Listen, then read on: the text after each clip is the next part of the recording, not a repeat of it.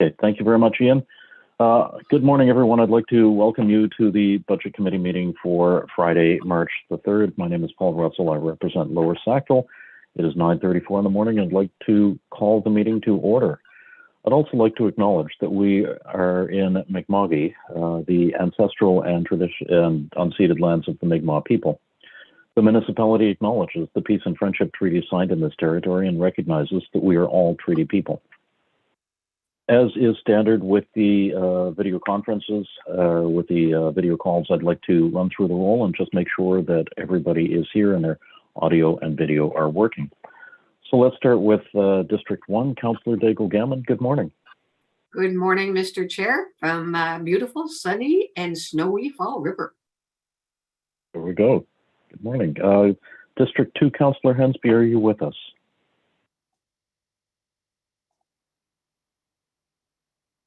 Okay. District 3, Councillor Kent, are you with us this morning?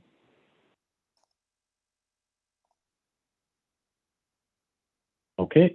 District 4, Councillor Purdy, good morning. Good morning, Mr. Chair. Good morning, everyone. Here, ready, accounted for. Let's go. Good stuff. Thank you. Deputy Mayor, good morning. Oh, is the Deputy Mayor with us? I don't see the Deputy Mayor. Okay. District 6, Councillor Mancini. Good morning, Mr. Chair and colleagues and the millions watching around the world. Both of them. District 7, Councillor Mason will be joining us shortly. District 8, Councillor Smith, good morning. Good morning. Hello, colleagues. Ready to go. Thank you. District 9, Councillor Cleary. Good morning. Good morning, colleagues, staff, public, here, ready to spend some money. There we go. District 10, Councillor Morris. Good morning. Good morning. Good morning, Mr. Chair, colleagues, everyone on the call. All set to go here in Clayton Park. Good stuff. Thank you. District 11, Councillor Cuddle. Good morning. Good morning, Mr. Chair and fellow colleagues and staff. Good morning. And District 12, Councillor Stoddard. Good morning. Good morning, everyone. Nice to be here. Thank you. District 13, Councillor Lovelace. Good morning. Good morning, Mr. Chair. Coming to you live from Uptown Hammonds Plains this morning. Good stuff. District 14, Councillor Blackburn. Good morning. Hi, happy Friday, everybody. And I'm in beautiful downtown Beaverbank. There we go. Good stuff. Thank you. District 16, Councillor Othick. Good morning.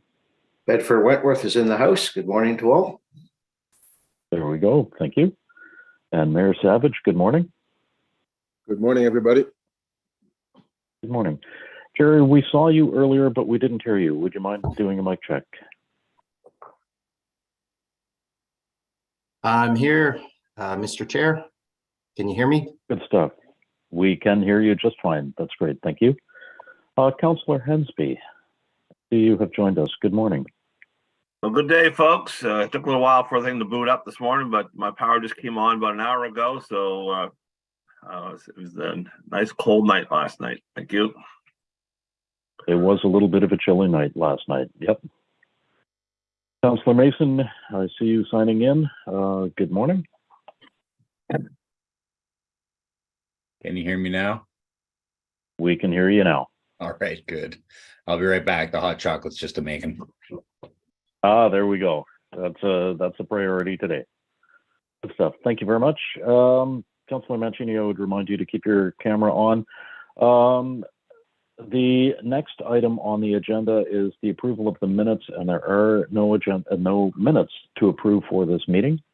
The next item on the agenda is the approval of the order of business and approval of additions and deletions. Can someone please move the order of business as presented? Councillor Outhitt, seconded by Councillor Cleary. Thank you very much. Are there any changes to the order of business? A really long agenda today. Not seeing any. All in favor of the order of business as presented, please signify by saying aye. Aye. All opposed, say nay. Good stuff. Public participation. This is a section at the beginning of every budget meeting where we allow the public to come and make a presentation to council. Members of the public have 5 minutes to present to council. At this point, we have not had anybody sign up. The deadline to sign up was 4:30 p.m. the day before the meeting, which was 4:30 p.m. yesterday, March 2nd. So since we have no members of the public who have signed up, we will proceed with the next item. The next time that someone can present to the budget committee as a whole is when we look at the budget adjustment list at the end of this month. So moving on, the next item on the agenda is the fiscal budget and business plan. Jerry, the floor is yours.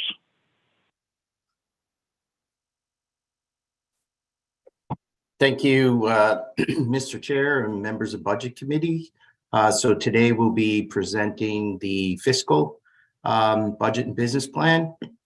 As you know, fiscal is not your typical business unit. It's where we hold all our tax revenue, tax agreement revenue, area rate revenue, as well as transfers out. Today we have Tyler Higgins, who will present the deck, and we have our usual cast of finance people here to speak on with respect to any questions you have. So I'll turn it over to Tyler. We have a few options to reduce the tax rate, and as I've said in the past, these are not built in. These are options should you choose to take them, and the motions are in the alternatives should you wish to move them forward. Thank you very much, and I'll turn it over to Tyler. Thanks, Jerry. I'm just going to look for a quick little thumbs up that everyone can hear me. Perfect. Excellent. We can hear you. Oh, excellent. Great. Thank you. So yes, as Jerry mentioned, I'm Tyler Higgins. I'm the manager of budget and reserves, here to walk you through the fiscal services budget and presentation. And hopefully I can make this a fiscally fun Friday for everyone. So we'll go to the next slide. So what is fiscal services? Usually when I tell people I'm presenting fiscal services, I gather with a blank stare and I say, well, technically it is the largest business unit budget in HRM on an absolute dollar basis. And that's only because it has the property tax revenues, as Jerry mentioned. It also has other non-departmental revenues, such as interest revenues. And it is also the business unit where we house all the private roads and area rates. On top of those, it has our debt costs, our capital from operating, and our reserve funding in and out of. It's the business unit that shows where the funding comes in and where the funding comes out of reserves. It also has the provincial mandatory costs, supplementary educations, and it's where we carry our contingencies for compensation. It also has the grants and nonprofit tax relief program within it, and the valuation allowance and summary offense tickets. So it has many different pieces that either will be allocated to the business units or just doesn't fit within a business unit. So next slide, please. So one of the pieces that's within fiscal services is the mandatory provincial costs, or the mandatory provincial taxes. I treat these as kind of like we collect on behalf of these agencies and then we just send the funds to them. We don't have any control on how they spend those funds. We also don't have any real control on how they're set. It's done by a formula that's dictated to us, and we just follow that formula on how we collect and set the rates for those. So they're all set we collect them through area rates, and they are a net zero to the overall HRM budget. So again, they come in as a revenue, we transfer them out as an expense. So overall, no impact to the total HRM budget, but it is passed along to individuals. So obviously, of the four, three of which aren't changing significantly next year. One, mandatory education, is changing quite a bit, and that's all due to the uniform assessment increasing by about 7.9% from last year to this year. Assessment, correctional service, and housing have some minor changes, but nothing overly significant. Next slide, please. So the fiscal services budget, a quick walk down of that. So last year, the budget was just under $530 million. And again, this is a credit budget, so it's not like other business units, as Jerry mentioned. And this year, we're expecting it to, or proposing that the budget be a credit budget of around $560 million. So the big changes that are occurring in fiscal this year are we're making a change to our salary adjustment, or our salary, the contingency that we carry for the salary adjustments for about $4.7 million. And on the revenue side, we're recognizing that the transfer tax is expected to decrease by about $7 million next year. And we have an increase built in for tax revenues right now, but I will admit this line is going to change based on the outcome of the BAL debate. Interest revenue has increased by about $6.5 million, and that's mainly driven by the change in interest rates that we've seen over the past several months. Now, on the flip side, on some of the other adjustments to expenditures, we removed the one-time surplus funding that was in fiscal last year, and this will offset in other business units. If you recall last year's budget, we had a lot of one-time items that were funded from the surplus. So fiscal had the reserve withdrawal to fund that, and the other business units had the actual expenditure. So an example of this would be the free Saturdays and Sundays in transit. So you would have seen that coming out, and then fiscal had the offsetting has the offset to that. We also are carrying a contractual contingency for some contracts that will increase next year for about $1.8 million. Our insurance premiums are expected to go up around $400,000. And then this nonprofit line, this is not the nonprofit redesign. This is just an increase in the program because its assessments have increased. So where assessments have increased, property taxes for the participants in the program now have gone up. So this increase in funding to the program is just to cover off that increase. The nonprofit redesign was deferred, as you remember, so we do not have any increase for that. We also have about $1.7 million of an increase in our debt costs next year, and that's mainly a new debt coming online from last year and expect a new issuance in the upcoming year. Next is capital from operating. We have a decrease of about $3.2 million.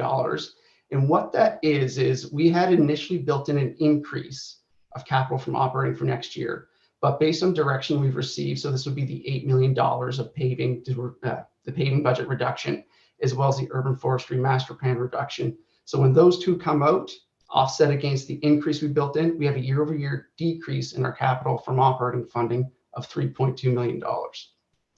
Next is we've decreased our valuation allowance based on kind of what we're seeing in the how we're collecting on our property tax revenues right now. And the final thing, if you remember the human resources and communications budget, there was a transfer in for the internship program of $1.3 million. So this is the transfer out coming from the fiscal. So now you can see both sides. So HR has the in, fiscal has the out. So all those tallied together, we have an overall increase in the credit or net reduction of $30.2 million for, again, a credit budget of $560 million. Next slide, please. And there we go. So like other business units, we do have three proposed reductions that you can choose us to follow through on. And so of the three, the first is revisiting the Halifax Airport agreement, which would have been highlighted in briefing note 69. And that is a reduction to the 24-25 budget. It would not impact this year's budget yet, or it would not impact this year's budget at all. And we're expecting that could be a change of from $1 million to $2 million. And the other thing, if you do want us to kind of follow through on that, we will need direction sooner rather than later. So we need to kind of get the ball rolling on that quickly. So we can't wait for the BAL to be approved. So we would need direction from this meeting. The next item would be a change in our supplementary education funding. So again, this is next year. So we would start decreasing it by about $1.8 million. And that was highlighted in briefing note 68. And the third and final reduction that we're proposing is returning our interest on overdue accounts to the pre-pandemic rate. So during the pandemic, we would have reduced our interest rate that we charged on these overdue accounts from 15% down to 10%. So we're proposing that we bring that up back to 15%, and that would be a reduction in the current year budget of $1.3 million. And again, this is another item that we would like direction on sooner rather than later, so we can have it in place for April 1st. So next slide, please. So now we're kind of, so in the presentation, we're kind of transitioning away. So that's the last slide is kind of my end of the fiscal services budget directly. This is more kind of pieces that impact fiscal and stuff that we would like to change. So the first is around a change to the reserves. And we're looking just to make an edit to the strategic initiative capital reserve. Right now, that reserve has been set up to only pay for the debt cost relating to capital projects. And when we set that up, we didn't really know the full ins and outs of what was going to be in these projects. What's come forward is within the Halifax small bundle account, there's some costs in that bundle that aren't debt eligible. So we're just looking to change the reserve to allow for that, to allow it to fund those costs. So we're just removing 6 words from the reserve, and those are the words that we've highlighted and struck through. And it's also in the attachments. So you can see what we're changing, just to be fully transparent on that. And again, like what that means by if it's not debt eligible, it's usually debt eligible means that we have to have a tangible asset that we own at the end of it. Some of these projects might be funding a strategy, so we just can't fund that directly right now in the business case. So again, we're just looking to change the business case to give us that flexibility to fund those things. Next slide, please. So just kind of on the strategic initiatives, just to kind of remind everyone kind of what they are, how they're funded. So right now, the strategic initiative, specifically the capital strategic initiative reserve, is funded from two sources. So the climate action tax, which is providing $18 million to it, and the strategic initiative, what we call just from the general rate, that provides $14 million. So combined, those two fund the reserve $32 million annually, and we're not changing that year over year. So again, it's just $32 million going into that reserve. Now, the reserve really operates as a savings account. We're building it up so we can have enough money that when the projects finish, we debenture those projects and we'll start funding the debt, with exception to that Halifax project bundle cost that we need to change. So eventually, when those projects come on, this reserve will start getting drawn down and it'll fund from that. So next slide, please. So just to kind of give some context on how that reserve looks over time. So the Q3 financial report that we issued, I think it was about 2 weeks ago now, the reserve balance of the SI capital reserve is $158 million. And over the next 4 years, we expect that balance to grow by grow to $302 million. So by 26, 27, the balance of the reserve is projected to be $302 million. In contrast, the SI projects that we have right now are $1.7 billion. So, and I'll let that number is before any cost share, so it's a gross number. So with cost sharing, it does come down a bit. So right now, of that $1.7 billion, $500 million is funded, $1.2 billion is looking to be funded. Now we are exploring other cost sharing avenues for probably another $500 million. But all we really want to highlight is that this reserve is going to have to do a lot of heavy lifting in the near future to fund up all those projects. So again, in the big bold item at the bottom, we are going to be coming back and we are preparing a multi-year funding plan for that reserve to address those SI projects. Next slide, please. So kind of tying into this, where the SI reserve has to fund debt. Just kind of quickly talk on debt and the debt policy and the economic outlook around debt. So currently we have a debt policy of $1,500 per dwelling. And last year it was around $1,200, and we are hovering close to that amount, or we had been in the past. So right now in the medium term, that $1,500 per dwelling does provide us the flexibility to take on some debt. And based on current provincial guidelines, we actually are quite a bit below that. The provincial guideline is that debt costs can only be 15% of our own source revenue. So that would be things like our tax revenue, fare revenue, fee revenue. Right now, we're at 5.3%. So we're only using about a third of that total capacity. Now, look into how debt actually looks. As you can see, over the past 20 years, back when I was in high school, debt was actually relatively high. And now we're it's for the past 20 years, it's actually decreased over time. But now we're kind of starting to see it creep up. However, we're expecting it to kind of start to moderate as inflation starts to decelerate and kind of go back to the Bank of Canada target, which is around 2%. Next slide, please. So I know there's a lot of lines on these charts.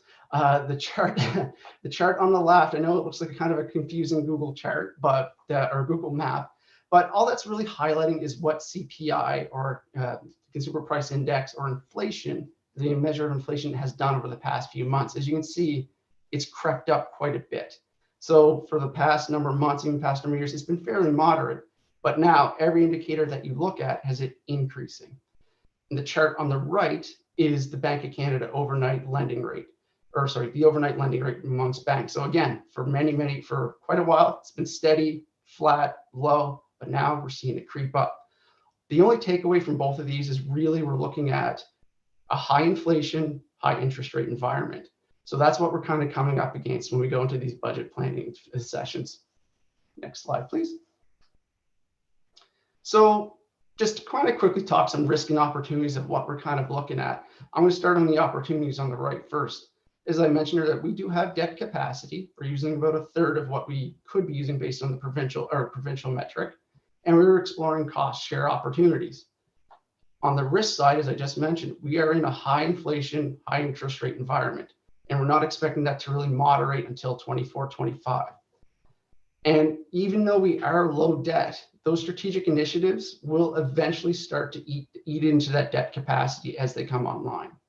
And the other thing to kind of be aware of is just going into next year's, we are currently projecting reserve as of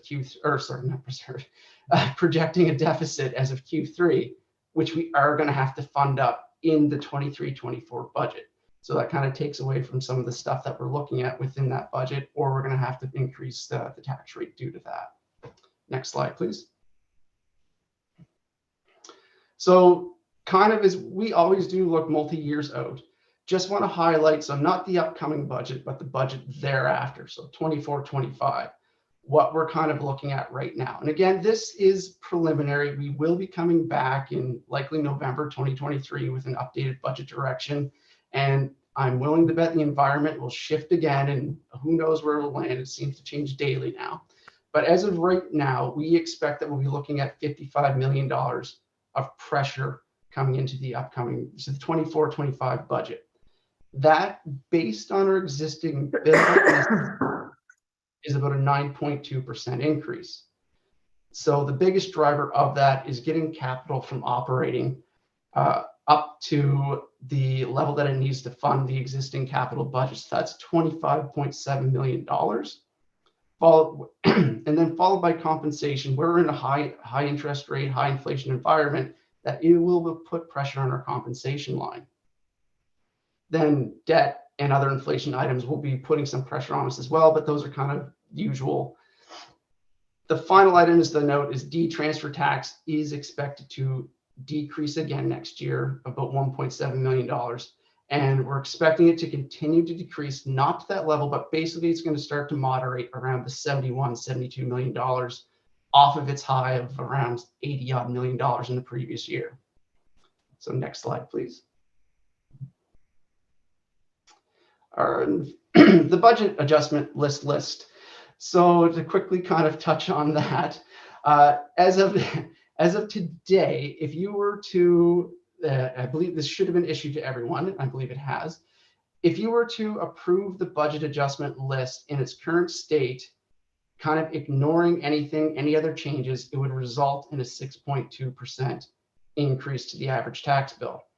Mind you, there are currently 42 items on the budget adjustment list, 12 of which are still having its costing worked out, as well as you have another business unit to go on Wednesday next week. So likely still to change, but right now in its current state, it would result in a 6.2% overall increase to the average bill. If you were to ignore any expenditure or increases, only took reductions in revenue increases, it would actually be a 5.2% increase to the average commercial and residential bill. And next slide. I promise this is the last one. So just kind of looking forward, what finance is planning and kind of tying it into fiscal service. To go back to what I mentioned about the SI reserve, we are looking at an overall long-term reserve funding plan. So this is going to be looking at all the reserves that we have. So no stone left unturned. We're going to be looking at all the reserves, how they're funding, and how they're eligible to be funded. Just to go back to the inflation bit of it, a lot of the reserves have had a lot of pressure put on them because inflation is now a thing. A lot of costs have gone up, but the reserve balances have been steady. So they're looking to fund higher amounts, but their balances are relatively steady, or change, but steady. Finally, the other piece of it is some of the funding sources that we've relied on in the past to fund up reserves are just not materializing the way that they used to. For example, land sales, we just don't have the volume of land sales that we once did. And as I mentioned, we are looking at a deficit next year, where in the past surpluses were able to fund up reserves as well. And the final thing is we've heard you. We do know that we need to add in more, I guess, a longer term view to the budget. We do look at that, but we really want to kind of start looking at presenting a 4-year budget cycle. So we are going to be beginning work to do that, and we're going to be presenting the budget on 4-year increments. That's not looking for approval on a 4-year budget, but just preparing a 4-year view so you can understand the longer term implications of each of these budgets. It will take a little bit of time and some organizational change to get there. So we're expecting the 25-26 budget, so not the next budget, but the following budget will be the first that we present a 4-year view. And next slide is just a thank you. So yes, thank you for my time. My finance colleagues and I are here to field any questions. Thanks. Okay. Thank you very much, Tyler, for that presentation and the wealth of information that was contained in that presentation. We do have a few speakers on the list. Just as a reminder to those on the call, please indicate in the Zoom chat if you would like to speak. The first speaker on the list is Mayor Savage. Go ahead. Thank you very much, and thank you, Tyler. Thank you, Jerry, and everybody else. I guess I'll put the motion on the floor, Mr. Chair. Recommended the Budget Committee direct the CIO to, 1, incorporate the fiscal proposed 23-24 budget and business plan as set out and discussed in the accompanying plan and supporting presentation into the draft 23-24 op budget. 2, amend the business case for the Strategic Initiative Reserve Capital Q666, an ominous number, to provide funding to any strategic initiative project that is capital in nature as outlined in attachment 5. Thank you, Mr. Mayor. Do we have a seconder? Thank Second. you, Councillor Mason. Go ahead, Mr. Mayor. All right. Thank you for this, Tyler. What's CPI running at right now?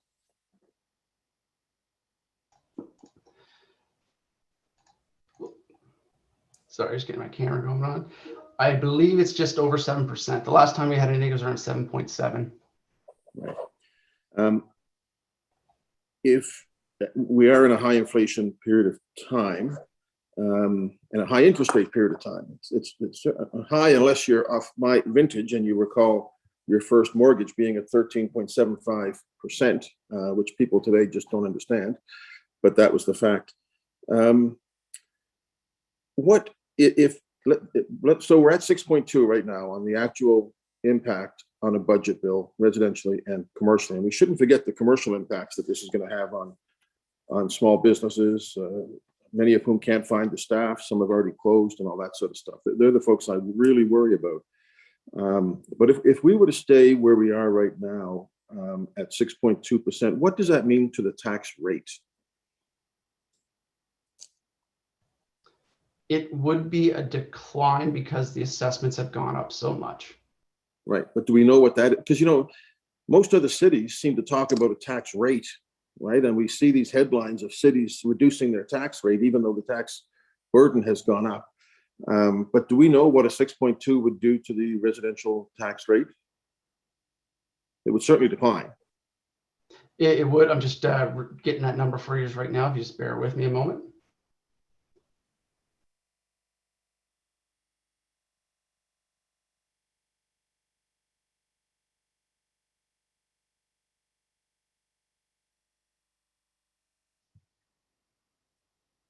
You can go to your next question. Well, it'll just be a second or two while we get that, just to take it through. That's fine. Thank you. On deed transfer, we're concerned about it going down. This year we budgeted deed transfer better than we ever have. Just the fact is, this time we're going to be below. But there have been times we've budgeted deed transfer and we've been 20 million above it. And good budgeting really is getting as close as you can to where you actually are. So even though the deed transfer is going down this year, We budgeted 83 and was scheduled to come in at 76 or 77 or something like that. And we don't know where it's going to be in the future. We could guess that it's going to normalize at 71, 72, but of course we don't actually know that. I'm going to move the under on the overdue interest rate increase, which is the third one on our list. Second. Which is, thank you, that we would reduce, we reduced the interest rate. We would now increase the interest rate to 15% from 10%. And you indicated in your presentation, the obviousness of that to me, which is that when we reduced it to 10% during COVID, the interest rate was at the prime was I forget what it was, 2.5 or something like that. It's now 6.7. CPI is up. Other larger cities are at 15%. Again, this is another one of those things we did during COVID to specifically assist people during a difficult time, and we're coming out of COVID. And if that means 1.3 million, then I don't think that that's an unfair or undue burden. So I'm going to move that under, if that's okay to do it now, or if you want me to come back later and do it. That would be great to move that now. The motion is in the chat. If you would not mind moving it, or I can read it for you if you would like. Or if you have it on paper. I'll do it. I'll include an alternative 3, a reduction of 1.3 million for overdue interest rates. Overdue interest rate as outlined in the briefing note BN070 within the proposed 23-24 fiscal proposed budget to budget adjustment list as an option to increase revenue for consideration. Thank you very much. And that was seconded by Councillor Blackburn. Go ahead, Mr. Mayor. I think I'm done. That's what I wanted to say for now. Thank you very much. Okay. Thank you, Mr. Mayor. Go ahead, Councillor Mason. Thank you. Well, this is the one I was going to move, so I'll speak here and you can take me off the main list. Looking at the rest of the list, I think probably next year is the time to talk to the airport while they're only just starting to get close to their original numbers pre-COVID. They're not quite there yet. And I won't support a supplementary education funding change because we spent the better part of 8 years getting it to the point that it wasn't mostly in Dartmouth and Halifax. And we had a contract that was multi-year and very specific and made sure that the programming was spread out across all of HRM. Different delivery depending on the type of settlement pattern in the area, but we've done that. So for me to change that now, I would feel like that would, first of all, be a lot of wasted effort. I mean, we spent a lot of time getting it to a point that people across HRM were happy. I'm speaking to the alternatives, Mr. Chair. Okay, thank you. Just wanted to make sure you were speaking to the right one. Well, I could come back if you'd like. So on item 3, the interest rate piece is, I don't think that is particularly punitive. It's just putting it back to where it was. And I feel like we can have a lot of confidence that that's something that will have little repercussion with our residents and with businesses. So I will support that one. Thank you, Mr. Chair. And you can remove me from the list since you were so kind. Okay, thank you very much, Councillor Mason. Go ahead, Councillor Cleary. Thank you, Mr. Chair, and I'll just stick to the alternative that's on the floor. In terms of this one, so we're looking at $1.3 million coming in next year, going from 10 to 15%, which is good. And I think the mayor said it well in terms of the rates, what environment we're in now versus where we are and why for COVID we reduced it in the first place. Having said that, though, can someone on staff just speak to the impact on an average account? So, I mean, how many accounts are we talking about when we say it's a $1.3 million extra in revenue coming in because of the increase in overdue accounts, the interest rate? I'm just trying to think about the average amount per overdue account that we're talking about here. Hi there, Renee Towns, Director of Revenue and Treasurer. Can everyone hear me? Yep. Excellent, thanks. Through you, Mr. Chair, to the councillor. Thanks for your question. So it actually depends. It's based on the average amount of receivables that we tend to see or that we've been running in the municipality. So that will vary. Right now it's averaging about 20 million. So that's on tax accounts as well as general revenue accounts. So it's just based on that. And I will add, You know, the 15%, it's not intended, well, it is intended to be punitive. It's also intended to encourage people to pay, because we don't want people to get too far behind in their taxes. So by setting an interest rate at this level, we encourage payment, not necessarily to generate revenue, but to encourage that payment, so that we can, you know, actually encourage people to keep current on their account and not go towards a tax sale. Yeah, I absolutely agree with the rationale. I was just curious. So it's you say it's about $20 million that would typically be in arrears, and that's how you base that figure on? Yes, it would vary throughout the year, depending on the time in the business cycle. It's a little bit higher after the billing, and then we send out letters, we get people caught up. But on average, that's about right. Yeah. Awesome. Thank you very much. Thank you, Councillor Cleary. I don't see any further speakers on the list for this one. Are we ready for the question? Question. Question has been called. Ian, it's overdue. Good morning, Councillor Austin. Before we jump to Ian, Councillor Austin, would you mind testing your audio? I think it's all working. There we go. Thank you very much. Go ahead, Ian. Beginning with District 7, Councillor Mason. For the motion. 8, Councillor Smith. 4. 9, Councillor Cleary. Yay. 10, Councillor Morse. In favor. 11, Councillor Tuttle. In favor. 12, Councillor Stoddard. In favor of the motion. 13, Councillor Lovelace. Voting yes. 14, Councillor Blackburn. Voting in favor of the motion. 15, Chair Russell. In favor? 16, Councillor Outhead. Voting yes. Mayor Savage. Yes. 1, Councillor Daigle Gammon. Voting in favor of the motion. 2, Councillor Hensby. Affirmative. 4, Councillor Purdy. Voting yes.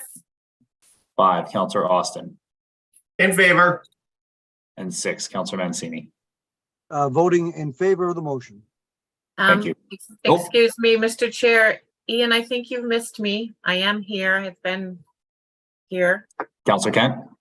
Thank you. Yes, in favor. Thank you. Thank you very much, Councillor Kent. I did indeed miss you. I didn't see you join the meeting. So that motion passes. Thank you very much, everyone. We are back on the main motion. Councillor Mason has removed himself from the list of speakers, so go ahead. Councillor Lovelace. Wonderful. Thank you so much for this presentation. It is, quite interesting to see this as the largest business unit, from the lot. That being said, I really appreciate the update on the BAL being at 6.2 average bill increase. I'm going to dig a little bit into the mandatory cost because I think while we understand that this is an in and an out, we're collecting this on behalf of the province, and there's no net impact to our municipal budget. There certainly is an impact to the property owners, right, to their actual bill. So when I look at the increase to education, it's above CPI, which is quite concerning. Don't know where these funds are going. We've never received any clear understanding of how this money is being spent. And I think the property owners deserve to have information on that. And I think if we look forward to the future, that increase of 7.9%, where is that going to go in the next couple of years? Are we going to soon see 30% overall of property tax collection actually going to the province? So I'm wondering if you can speak to that. I also, I look at the $6.8 million that's going into corrections. I know I've asked this question before, but I'd really love to know where this almost $7 million is actually going. I think when we think about working collaboratively with the province, it would be helpful to know that they are looking at crime prevention with us. So from a public safety perspective, looking at that $7 million going into our public safety, I think that would be much more beneficial, just thinking for the future. The other thing, while I understand that we're talking about an increase of 6.2% in the average property tax bill, we are looking at a decrease in the rate. And so thinking about where HRM sit comparatively for tax rates across the Atlantic region, where, we keep reducing our rate. So at the same time, this is a good news story for the property owners, but their property assessments go up exorbitantly, which increases their tax bill. So I think we need to do a better job in explaining that. And I think overall, I'm really happy to see that you're going to be looking at a 4-year cycle. I think that will give us a better understanding of where we're going. But again, I would love to understand these incredible increases. Pretty soon we're going to be at $200 million that we're collecting on behalf of the province. So, that is a huge dent to a property tax bill. And I'd like to know where that fits in the 6.2% increase. Thank you. Okay. Thank you, Councillor Lovelace. Go ahead, CAO. Thank you. So the increases in mandatory provincial contributions are driven by the municipality's proportionate share of the increase in uniform assessment, not necessarily related directly to an increase in a specific budget line item in the provincial budget. Although I'm certain that the budget for education has increased. Just wanted to clarify that, these percentage increases or changes, you can't look at a provincial line item and see a direct correlation just because our allocations are based on the uniform assessment. When the provincial budget is tabled on March 23rd, we will certainly be able to see and get a better sense of what is going on with respect to the provincial line items that feed into these numbers, and then can have dialogue and ask questions if we wish. And a lot of the items that are on this slide are under discussion as part of the service exchange discussions with the province. And I had an update as recently as yesterday on that. And we are anticipating that the province will be communicating with the Nova Scotia Federation of Municipalities and with the public sometime this spring on that. So there will be more information available on that very shortly. Thank you. I appreciate that. Thank you, Mr. Chair. Okay. Thank you very much, CAO. Thank you, Councillor Lovelace. Jerry, would you like to add something to that? Yeah. Just to add, add on to what Kathy said, and the mandatory contributions are based on uniform assessment. So I just a couple of things. I think with regards to the formula and the rate, I don't think the province has changed that in the last 10 years. And the uniform assessment, like for this budget, we use last year's assessments. It's the prior year. So to Councillor Lovelace's point,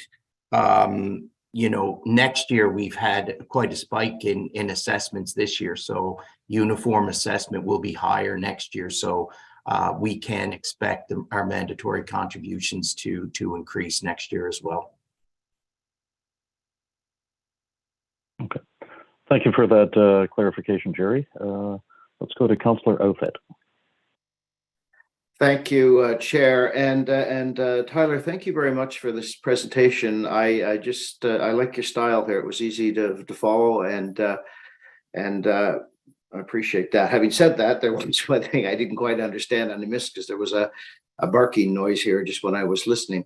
You mentioned when we sort of did a recap at the end of the BAL summary there that 6.2% would be the average bill increase if we didn't do anything more to the 40 whatever items that are on the BAL. But you mentioned that there's still some things that we're waiting for a staff report on, and of course we have another unit to discuss next week. But you mentioned 6.2%, and then you mentioned, but if we did the whatever, it would be 5.2%. Or if we factored in the whatever, this is what I missed, it would drop to 5.2%. Can you just clarify that for me? That's my first question. I missed that. Certainly. Through the chair to the councillor, that is only if you ignore all the increases and only take the reductions or revenue increases. And just quickly kind of relating to that in the mayor's question, I do have an answer. So at 6.2%, the rate would fall by 0.003, which is a 4% reduction just on the rate. So if the rate goes down 4%, that's not the overall bill. The rate will go down 0.003. Thank you, Tom. Thank you. My next question is probably more for Jerry or Kathy, just based on where Pam was heading. What I try and tell people, and I think we're starting to get the word through, and the mayor touched on this as well, that lots of cities cut rates, and they use that as a little PR campaign. And we've done that, I think, almost as long as I've been on council. We've actually dropped the rate. I don't think people really care so much what the rate is. I think they care more about when they open their envelope this year versus last year, how much did the tax bill go up? And this is why we start talking about the average increase being 5%, 8%, 6.2%, or whatever. The question that I wanted just a final clarification on, does this, when I open my bill this year and I look at the bottom line, the total, and that includes everything that we put in there, plus the collecting for the province, which is roughly, I think, Kathy or Jerry, about 29-30% of a tax bill when you calculate it. Does the projected 5.2%, 6.2%, wherever we land, does that factor, is that on the overall bill factoring in any increases to the mandatory contributions to the province? In other words, what I hear from people is, okay, Tim, well, my bill went up a lot more than the 0 to 3% you talked about. And I say, okay, but, prisons went up. The contributions to prisons went up. The contributions to the arts, whatnot, at HRCE and whatnot went up. Just help me understand and help others understand, hopefully because of this. Are we talking, be it 6.2%, 5 or 2%, is that the overall bill, the bottom line, including the 29% or whatever that we collect for others, when they look at the bottom line of their bill this year versus last year?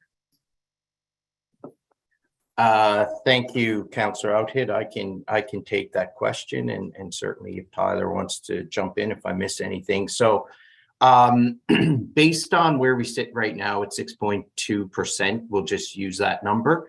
That is just on the general rate, right? That is on the general rated services, right? And the impact to the average tax bill is calculated based on the general rate. That would not include your mandatory contribution. So as we said, everybody knows, right? We're mandated to collect that money from the province.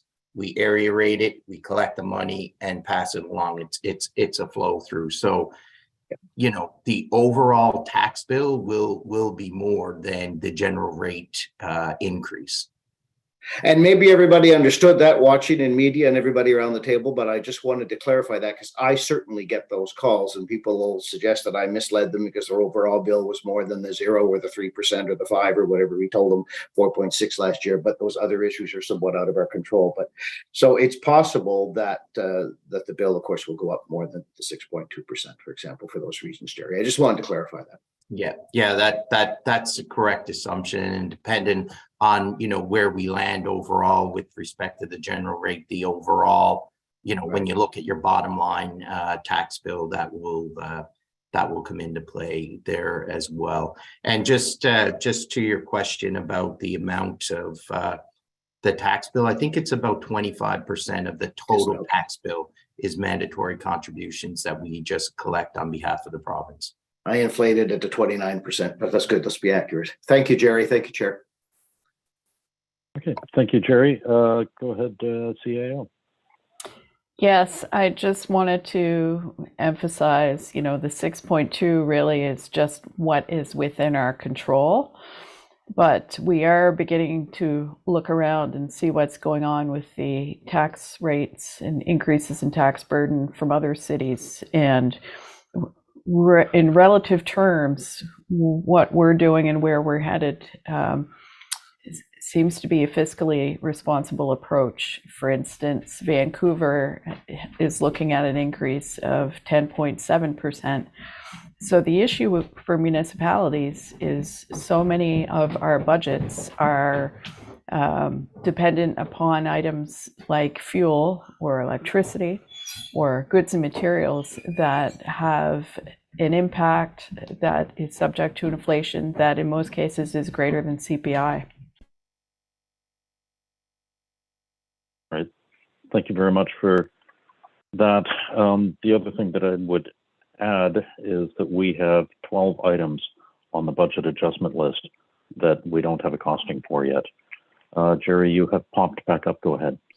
Yeah, I just wanted to say with respect to Kathy's comment on Vancouver, and yeah, we are headed in the right direction. And you know, I read an article last week about Vancouver, and one of the things they're actually talking about is looking at their living wage and maybe looking at bringing that back, canceling that program in order to try to rein in their tax increases. So to Kathy's point, I think, you know, we compared to other cities right now, we are in a pretty fiscally responsible position.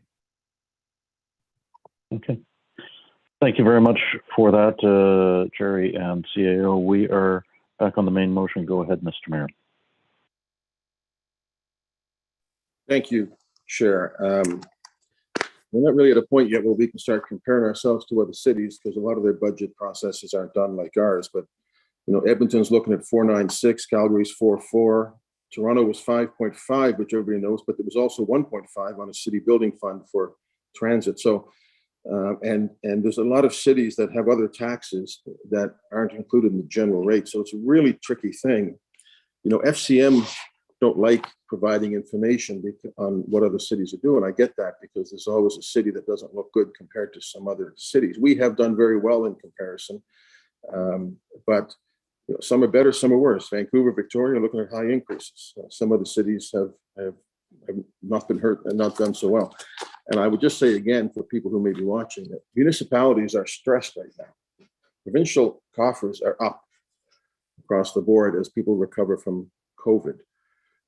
Federally up dramatically because of oil and gas revenues. And so, you know, and when we put $1 million, I don't even know what it was, into the World Junior, and the province put $1 million into World Junior or 2 million, the benefit that they get is dramatically more than what we would get. We don't get a lot of financial benefit. What we do is we invest in things that make our city better and help our businesses and our individuals. That's a good thing.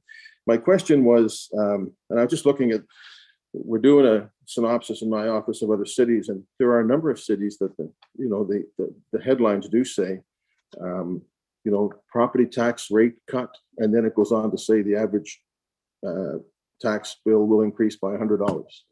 So it's a confusing thing, and I think it's good that we go with what really matters to people, which is what is going to be in their taxes. But it's not a bad idea to let them know that, because you all get letters. I get letters from people saying, on top of the assessments, you're still adding 7%, right? And it's a little frustrating. You can explain it, but it takes a bit of time. Anyway, we got time to discuss that as we look at the rate more specifically in a few weeks. My question's on the airport. I'm not going to move this one, but I do want to talk. I want to ask Kathy, because I've talked with Joyce Carter. I know Kathy Daigle-Gammon has talked with Joyce Carter and the airport folks a lot. We want the airport to do well, but this has been going on for some time. And it seems to me that we need to have more than a briefing note before we move something on this. I think we need to have something come to council. We need to hear from the airport. I know you've talked with the folks at the airport, and specifically Joyce. I would like to see this, the idea of, and there's no impact on this year's budget regardless, it would be next year's budget, but could we get a report on this, Kathy, and discuss this more fulsomely, the impact on the airport, and then we could look at some of these comparators, which some look good for us, some not so good. It seems to me that's a really important issue, and we should have a discussion at council on that rather than right now, in my view, during budget adjustment list. Thank you, Mr. Mayor. Through you to the councillor, I did go out and visit Joyce Carter at the airport last Friday and had some discussion about the tax agreement. And the airport is not yet fully recovered, and Joyce shared some good information on the state of the industry and what's projected there. I'm in agreement that, you know, staff should start meeting with the airport to do some negotiation and benchmarking of other jurisdictions this year. And we could return later in the year with a report for consideration of changes next year. That would be awesome. Thank you very much, Mr. Chair. Thank you, Kathy. Okay. Thank you very much, Mr. Mayor. Go ahead, Councillor Mason. So just briefly to go back to what Councillor Lovelace was speaking about, the mandatory education tax and the other taxes that are flow-throughs. The big piece for council to understand is that the mandatory education tax is taxed on uniform assessment, and uniform assessment lags behind the current assessment that we use by year. It's after all the appeals and everything are done. And Tyler, correct me if I get any of this wrong, because I think you're the one who explained all this to me, because I didn't understand it till last year. And so the 7.9% we're seeing in uniform assessment is what we dealt with in the last year's budget. Next year, uniform assessment will come in and could be as high as 20%, because that's what we're seeing in our budget right now. So you'll see those mandatories go like a hockey stick. And, you know, it was interesting. I had the opportunity to interest Minister McMaster in having a discussion about this, because they arguably don't need the money right now when you look at what's happening with their finances. And I took it to NSFM when he said he was interested in hearing about it. And unfortunately, NSFM declined to act on their own resolution. There was a resolution under the old system that said that this and a whole bunch of other things that are making it hard for all municipalities in Nova Scotia to do their jobs should be considered. And so that has kind of lost steam and is still sitting out there. But if you think it's bad this year, my main message to council is it gets way worse next year. And we appear to be on our own in trying to fight for this. I know CBRM is also doing it a little bit too.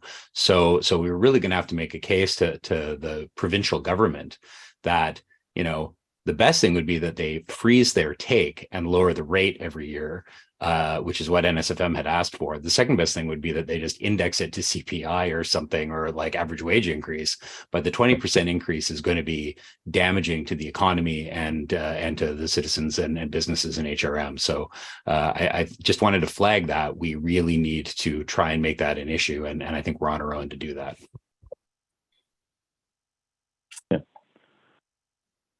Thank you, Councillor Mason. Go ahead, Jerry.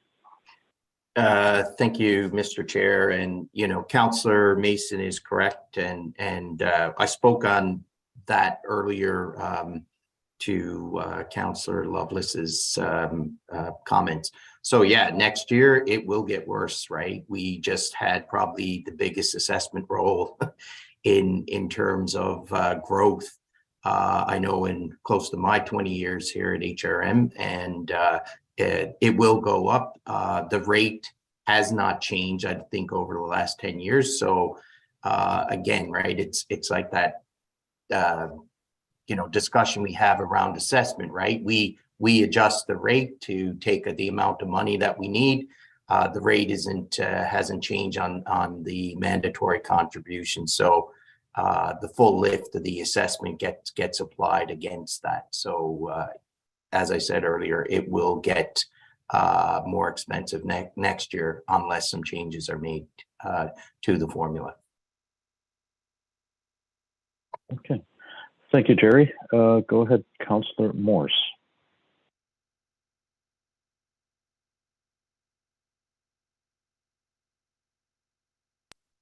Thank you, Mr. Chair. Just back on the airport, I'm not quite clear why we wouldn't make a decision today on this. I know we need more information, but I think we were asked to give staff direction on the airport today, and I would like to do that because in the briefing note, it said that HRM is really far below other jurisdictions in terms of the per passenger amount that we charge. So I'd like to see us bring that up to, you know, in keeping more with Ottawa, Toronto, and St. John's. So we're really, I think, out of line there with some of the other jurisdictions that use this type of charge. And also, it doesn't make sense to me that on one hand we have we're trying to fund our climate plan, and then we're subsidizing an airport, which is, you know, one of the most climate inefficient ways to move people around. So I would be in favor of trying to make a decision on this today, and it wouldn't take effect until a year from now, at which point the passenger numbers would be expected to be better anyway. Thank you. Okay, thank you, Councillor Morris. I wasn't sure if there was going to be a response coming from that right away. Go ahead, Councillor Hensby. Councillor Lovelace, you have already spoken, so go ahead, Councillor Hensby. Thank you very much, Mr. Chairman. If we're going to be talking about the airport, I think we should be looking at all our tax agreements. I think we also have one with the Port of Halifax, and I'm not sure of the auto port, I can't recall, or the refineries, or what's left of the refineries. But I think that all our tax agreements should come under review, and not just the airport singularly. Thank you. Okay. Thank you. Go ahead, Renee, or Jerry. Thank you. Through Renee, you, Mr. Chair, to the committee. So there are actually only 2 tax agreements. The other tax agreement we have does not have a provision for termination. So I did just want to clarify that. There are certain entities such as like the port, they are under federal PILT. It's not technically a tax agreement. Okay. Are there any Thank you. Go ahead, conditions Jerry. for negotiations? Pardon me, Councillor, I didn't hear your question. Are there any opportunities for renegotiations for any of those tax agreements for policies or whatever the case may be? As Renee mentioned, right, we have 2 tax agreements. One, the airport has a provision to terminate and renegotiate. The other one does not. So we only have opportunity with the Halifax tax agreement. And what about the shipyards? What's their arrangement? So with, as Renee said, the port, there's 2 pieces to the port. So the port lands that are operated by the Halifax Port Authority, they are subject to federal payment in lieu of taxes, the PILT Act. So we apply the PILT Act and tax accordingly. The shipyard, like the terminals, like PSA, they would be taxed directly based on assessment. So they would be taxed like any other commercial entity. And the provincial waterfront corporation properties? The provincial, what used to be Develop Nova Scotia or Waterfront Development Corp, they are 100% exempt from taxation by statute. So there's no opportunity there. And the businesses that are on any of those properties, they can be assessed a business occupancy tax or any tax at all, or how are they exempt? If there is a lease in place through the Crown Corporation, then it would be taxed just like, for example, the container terminal PSA, right? So once a lease is in place, then it gets added to the assessment roll by PVSC, and we would tax it based on our rates and the assessment. Thank you. Thank you very much, Councillor Hensby. Go ahead, Councillor Daigle-Gammon. Thank you very much, Mr. Chair. To speak on the airport issue, I do understand the need to look at the agreement, but in terms of making a decision today, I feel pretty uncomfortable about that because there is so much information about the history of the agreement, the terms of the agreement, what has happened sort of during COVID, and whether or not we're comparing apples to apples, oranges to oranges when we look at other airports, because there has been federal and provincial funding support to different airports in Canada. And right now, the municipality didn't do any COVID support, and nor did we change the per passenger rate during COVID when it declined. So I think that there's a lot more information for us to be able, that we need to look at and consider. There was, the airport did send us some correspondence. That was pretty interesting. So in order to make a decision today, I feel that it would be a decision made not with all the information in front of us. And so if we had a little bit better, more robust look at what that agreement is and how do we compare with other airports across Canada. I do feel like I would like to have more information there. I would not feel like it would be an informed decision today. Thank you. Okay. Thank you, Councillor Daigle-Gammon. I see the CAO has popped up. Would you like to add something, CAO? No, I actually wasn't looking to add anything. My apologies. Okay. Oh, not a problem. Not a problem. Thank you. Councillor Lovelace. Thank you. So just to be clear, that motion was not put on the floor, correct? So I'm speaking to the main motion. That is correct. Okay. Okay, good. So one of the things, Tyler, I just wanted to touch on, and again, I really appreciate your presentation, is what could be a potential increase to our commercial tax based on the fact that we're going to go through the next 8 to 9 months kind of feeling out where we're at with our short-term rentals, and which will remain and which new ones will come into play, and how PVSC will recognize those within the tax roll. So I'm just wondering, can you give us an understanding of when you expect that PVSC assessment to play out? And the other thing I just wanted to state that, I appreciate Councillor Mason's overview as far as where we're at with regards to looking at this service exchange agreement overall. Because it isn't an HRM specific issue when we're talking about the provincial mandatory payments, right? It's every one of those 49 municipalities that's shelling out, 20 to 25% of all of the property tax bills going to the province. So, I don't know what that number is provincially, but it's pretty significant.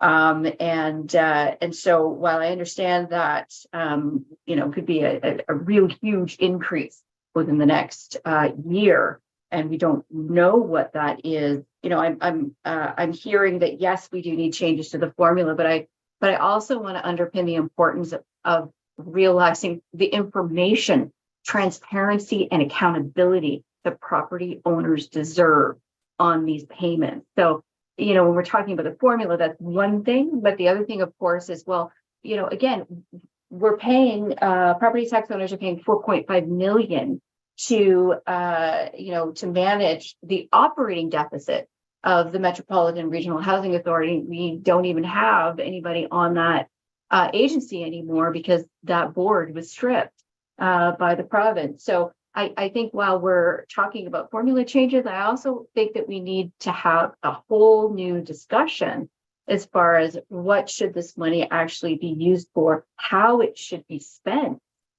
in the municipality, and also to ensure that these monies are not being spent outside of the municipality, which I don't have a guarantee because, again, we don't have any transparency on that. So, I just want to make sure that we're clear on those two things. And so I'm just wondering, yes, can you speak to that next tax roll, I guess, as far as understanding the increase in commercial property assessment? How long will it take PVSC to pull that together for us? Hi there, Renee Towns again, through you, Mr. Chair, to the councillor. Hi, thanks for your question. So with respect to the short-term rentals, there will be a little bit of time before we see anything related to that. So the Assessment Act currently has an exemption for folks who are running the short-term rental in their primary residence. So that's different from other folks who run a business, right? If you have a hairdressing shop in your basement, PVSC will take a look at your assessment. They will denote that portion that you're using for a business. They will designate that as commercial. And then you will have a commercial component as well as a residential component. The Assessment Act specifically exempts short-term rentals in primary residences for that. So we won't see an uptake if there are, for those folks right now who are running a short-term rental out of the primary residence. For folks who are running a commercial business, we are still limited a little bit because of the legislation that's in place.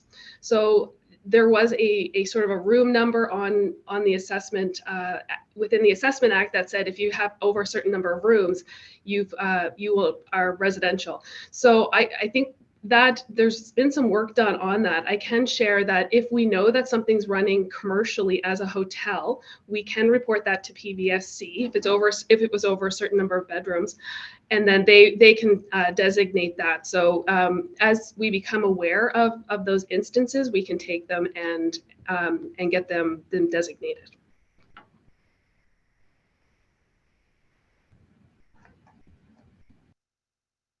Okay, Councillor Lovelace, does that cover it? Yes, thank you. Sorry, I know I'm over time. It's okay, thank you. Go ahead, Councillor Moore.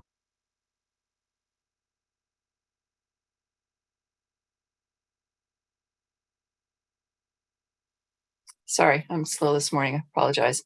I'd like to put the motion on the floor. Just disappeared on me. The airport motion. So I move that Budget Committee include a reduction of 1 to 2 million to terminate and renegotiate the taxation agreement with Halifax International Airport Authority as outlined in briefing note 069 as an option to increase revenues in the 2024-25 proposed fiscal budget. Second. Thank you, Councillor Cleary, for seconding that. Go ahead, Councillor Morse. Thank you. I think that I realize that this, a lot of people feel that we should have more information about this. I think there's an opportunity to look at it again in a few weeks if it is on the ballot. This is 1 to 2 million that will help us out next year. There would be time to negotiate, and it gives a clear direction to staff to conduct those negotiations over the next year or so. I think we should be doing whatever we can to improve transportation options for the majority of the population in HRM on public transit. And if it means taking some money away from airports, which are a smaller number of people who are often financed by their workplaces and who are perhaps better off, I think it makes sense to look at finding funds in those types of locations, those types of avenues. Thank you. Okay. Thank you very much, Councillor Morse. Go ahead, Councillor Outfit. Thank you, Chair. And on the airport amendment, I'm sort of betwixt and between on this because while it's tempting to do this, and I support in theory what Councillor Morse has put on the floor, I also have concerns that Councillor Daigle-Gammon brought forward. My question, I think I asked this to the CAO. Kathy, if we pass this, I mean, my big fear is that nothing happens over the next year if we don't pass this. My big fear is if we do pass this, where you're negotiating sort of with a gun to the head of the airport because we've sort of already made a decision. And is that good faith investigating and investigating, negotiating, whatever you want to call it. So what I'd like to do is to have an assurance that this sort of negotiation investigation will happen. And do you really need to have this now in order to trigger this? Kathy, if that makes sense to you. I just don't know that we're not going too far right now in good faith negotiating. I'd just like your opinion on that. I think that having a mandate to negotiate would be helpful so that staff know that council, wants us to do this. There is the option of us making a more conservative assumption in terms of where we land with it for this year for the budget, or we can simply take direction to negotiate and don't build anything into the budget. So there's really two pieces. Do you want us to negotiate or not? And B, to what extent do you want us to factor anything into the budget? Well, that's an excellent report because I certainly want us to negotiate. My problem is the assumption of 1 to 2 million. Does that complicate things or help you? How's that for putting you on the spot? I'm gonna call on Jerry to get his thoughts. Thank you, Kathy. I think, if you want to move forward with this in good faith, I think, a motion to give staff direction to go forward, as Kathy said, and have constructive discussions with the airport. And we could certainly bring that back around in a staff report, as I think the mayor spoke to earlier. With respect to the budget, $1 or $2 million, overall with respect to building it into the budget next year, I don't think that really needs to come into play right now. We can have a look at that and see how far along we are next year, but without having, a negotiated agreement and then council ratification, we would not build that into the budget at that time. So I think we can, go forward with a mandate to negotiate and, come back to council for direction as that happens.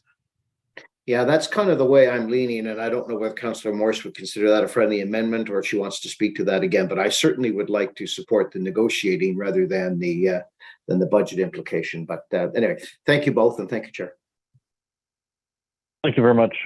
John, go ahead. Thank you, Mr. Chair, to the committee. So I just want to flag that in order. John, you are extremely muffled. To get closer, too many computer applications running, I think. Can you hear me now? Not really. Try that. Right. There we go. Okay. All right. So thank you, Mr. Chair, through you to the committee. I just want to flag that in order to include this in the 24-25 budget, notice would have to be given to terminate by March 31st of this year.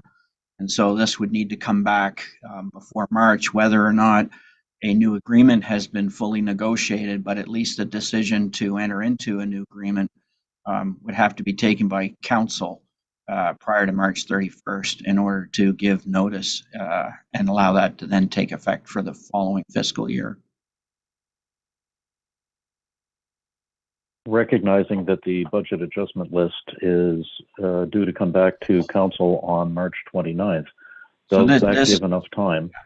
This would not be a budget adjustment list for this fiscal year in any event. This is a separate issue looking forward to the next fiscal year, 24-25.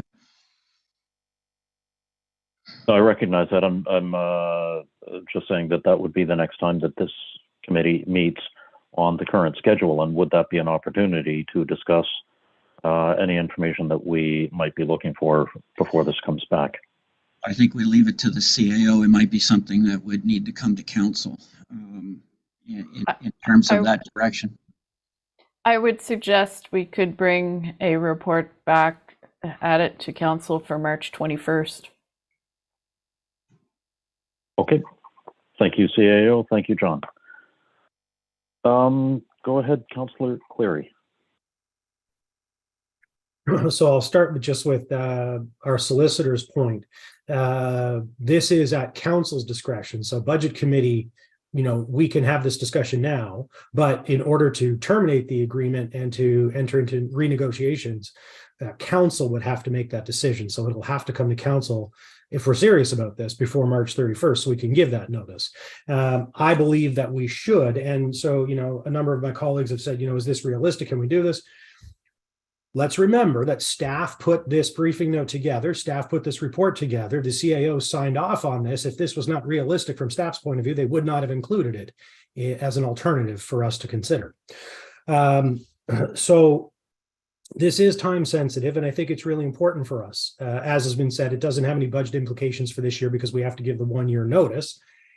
And the $1 to $2 million, I think, is an important thing. Although, again, we're not putting dollars and cents down on paper when we go send staff to renegotiate this. We are going to renegotiate in good faith. The implication would be we would have some more funds coming in from this, because assuming we would renegotiate, that means we'll want to charge higher fees, whatever they happen to be. We'll find that out as negotiations progress and something comes back to us for next budget cycle. And things, in my experience at HRM, take a very long time, and we should start now and give staff clear direction now in order to move this forward. Councillor Morse has already pointed out, from an environmental point of view, this would be important for us. To the mayor's point yesterday around, or maybe it was Wednesday, the carbon tax. Again, that's a signal that says to municipalities, other levels of government, private enterprises, individuals, that you must decarbonize moving forward. Airports and airline travel, I believe, represent around 3% of carbon emissions globally. As a portion of our transportation system, they're pretty significant. And they move less people than our buses do. And so, we're from an environmental point of view, it's important. From an economic and tourism point of view, people are not going to stop coming to Halifax because we've upped our fees closer to what peer regions offer. That's not how tourists think, and it's certainly not how airports and airlines think. WestJet is pulling out, not because we're only now talking about this. It's not like WestJet. Oh, you know what? I think they're going to increase their fees. We should pull out. They're pulling out for other reasons. They want to concentrate in the West and not Atlantic Canada. And so this is a separate issue from all of those other ones. This is really just about, do we have an appropriate agreement right now? Are the appropriate fees in place? And should we renegotiate? I believe we should. So I will support this. Thank you. Okay, thank you, Councillor Cleary. Go ahead, Mr. Mayor. So I don't know that there's all that much difference in our points of view here. I think we're all saying we need to renegotiate this agreement. I certainly don't support identifying a target and then saying we'll negotiate, but we've already put a budget in for 24-25. I agree with Councillor Outhit on that point. There are some things we need to know. We know what some of the other cities charge on a per capita basis. I don't think there's anything in this report that tells us what the base rate is in other cities that have airports. And as it says, it's difficult to compare property tax treatment of other airports due to legislative changes. So I think I would absolutely support a motion that said, and so to Kathy or Jerry, we could give notice right now that we want to renegotiate the agreement. That doesn't mean we know where it's going to go, right? I mean, we could signal, I don't think this has to come back before March 31st. I don't read this report telling me we have to know a year in advance the exact tax situation. It's that give them an indication that we're going to renegotiate. Is that correct, to Kathy or Jerry? I'll let John go first. Right, thank you. Mayor's question. So, in order to give effect to this, we would actually have to give notice of termination of the existing agreement by March 31st, notwithstanding what a future agreement would look like. And so effectively you are signaling that there will be an end to what is essentially a tax break at this time, but a willingness to renegotiate wherever that ends up in terms of what future tax break the airport would receive by virtue of a new agreement. So I'm fully supportive of indicating that we're terminating the agreement and that we're going to renegotiate a new one.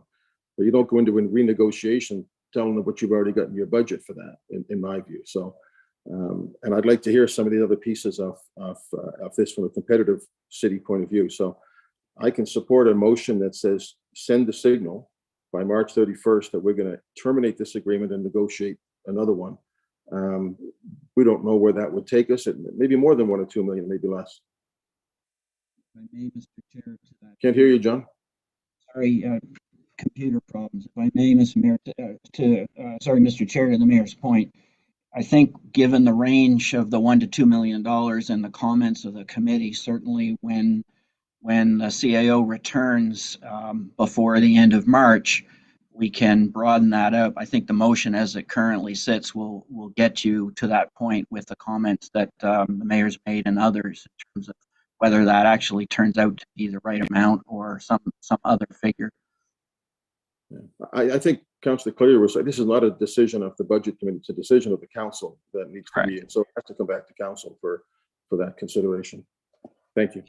If this motion passes, I think that's what the CAO has indicated. It would come back to council on the 21st. Okay. Thank you, John. Thank you, Mr. Mayor. Go ahead, Jerry. Yeah, thank you. And just to add a little more clarity. So, to John's point, so nothing would change with respect to the budget for this year. We would give notice by March 31st. the agreement would terminate in March of 2024, right? So we would take the whole year to renegotiate a new agreement and come back and have that in place for the 24-25 budget. Okay, thank you very much. Go ahead, Councillor Daigle-Gammon.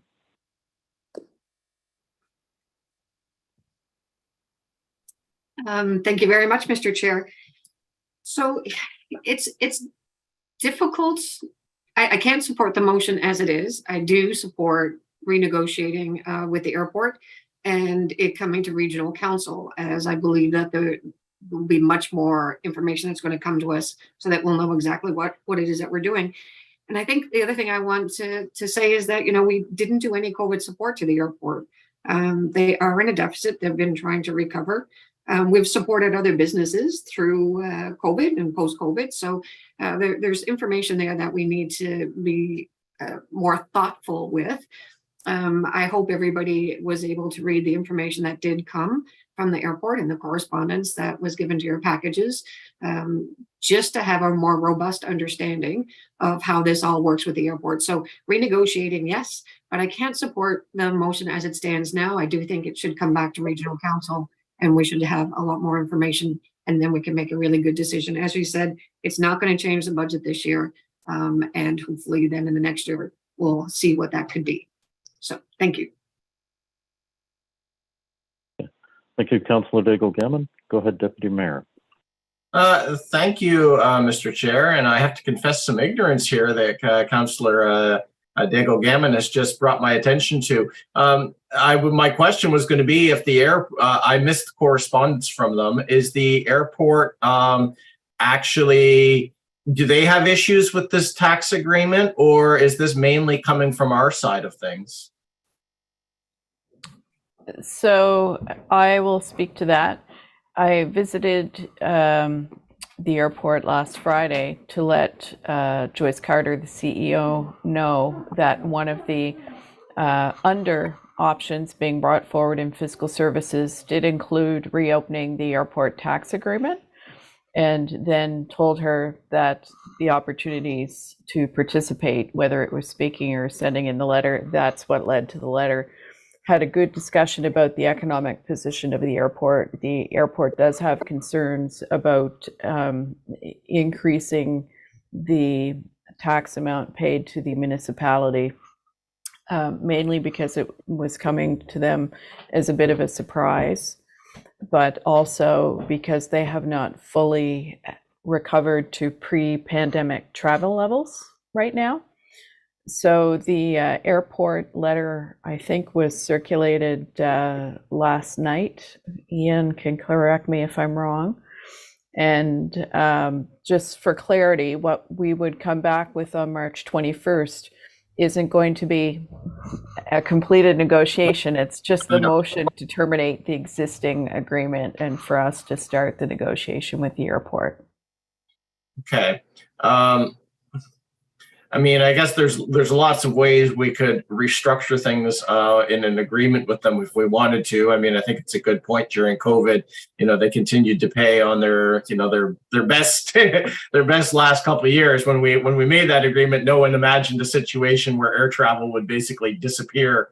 And so, you know, they carried the burden through that. And, you know, on the flip side, we've, as we look around at some of our other municipalities, we look at it and say, oh, geez, well, we're not getting as much as we might have gotten otherwise too. So, I mean, I think both sides can look at it and say, well, if this piece were different, this would be better.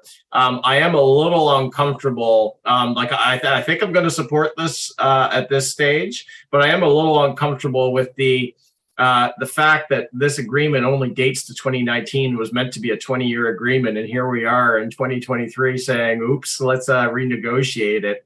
You know, if we are going to, there is a clause to say let's renegotiate it, but I mean, it smarts a little bit for me, like in terms of, you know, we should, if we're entering into long-term agreements, the bar for, you know what, we should rethink about these should be really high, not just kind of on a whim situation. Thank you. Okay. Thank you, Deputy Mayor. Go ahead, Councillor Blackburn. Thank you very much, Mr. Chair. And yeah, just to sort of follow up on what the Deputy Mayor was saying, that was sort of my concern as well with the long-term agreements. But no, my question, and beg forgiveness if this was covered in the briefing note and I missed it. So this current agreement was signed in 2019, and we agreed to, I believe it was 22 cents per passenger. And I'm just wondering, how long has it been at 22 cents per passenger? Is that just a recent figure since 2019, or does that date back longer than the existing the agreement that we're under right now? Thank you. Thank you, Councillor. The 22 cents per passenger count dates back to the original tax agreement. I think it was 1999. So there has been no increase to that rate. So we've been very fair with the airport. With respect to the 20-year agreement, that was something that the airport pushed hard on last time. We did give them, agreed to that, but we did put a termination clause in there because if it came to a point where, we needed to renegotiate, we could go back to council with that. The other point is in that 20-year agreement, we did negotiate a clause which basically said it can't be the amount of tax can't be less than 2% of the previous year. So I think Kathy spoke to that. If it was just straight up passenger count versus the rate, they would have paid less. However, because we had that clause in there, and that was the trade-off on the 20-year piece. But it is a very, very fair agreement. I mean, I think it's about $5 or $6 million of relief there, and the passenger count has been fixed, for close to 25 years. Yeah, and just looking at the comparator cities, and I know it's not strictly apples to apples, but it's fairly close. Certainly I'm very comfortable serving notice to the airport crew that we do intend to renegotiate. This 22 cents a passenger hasn't changed since the late 90s, really? Okay. Yeah, I think the late 90s was when I first got my my very first iPod, I think. So yeah, let's renegotiate this and serve notice that we're going to come back and discuss this. I think I agree with what is being presented and what's being suggested as a path forward here. Thank you so much, Jerry. Okay. Thank you, Councillor Blackburn. Go ahead, Councillor Cuttle.